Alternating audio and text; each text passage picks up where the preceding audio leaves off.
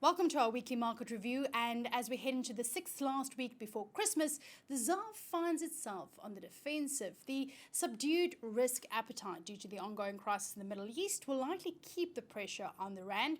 Then headlines suggesting a push by the state to tap into the country's FX reserves to bail out the fiscus won't be doing the currency any favors either.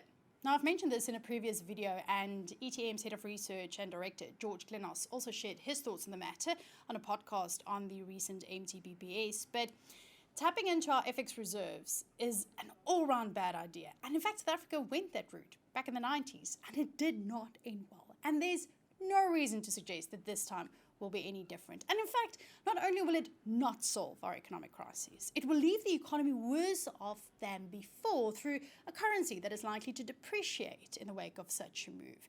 It leaves the country vulnerable to external shocks. It's not exactly a great space to be in, given the current state of the economy and the geopolitical happenings of the day.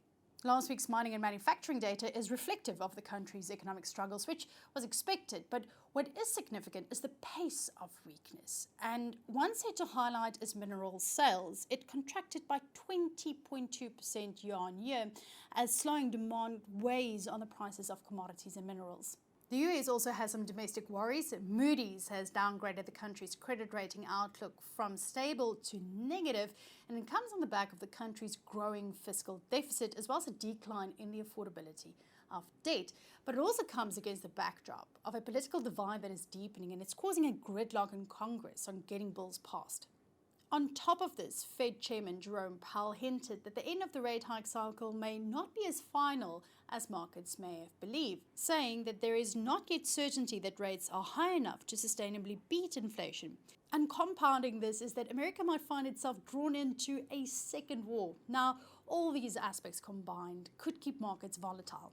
From one superpower to the next, recent Chinese data shows the country is experiencing outright deflation, but there are signs that the recent stimulus measures are starting to filter through. Imports grew for the first time in October in 13 months. However, exports did contract at a faster pace, suggesting a weak global demand.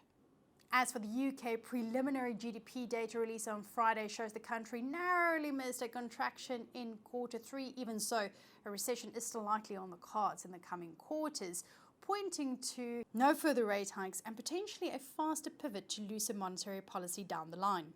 Coming up this week, we will be tracking the geopolitical happenings, which include a meeting between US President Joe Biden and his Chinese counterpart Xi Jinping. Biden is set to push for the re-establishment of military ties between the two giants. As for the data, South Africa's unemployment stats for quarter three will be out on Tuesday. We're not expecting much improvement there.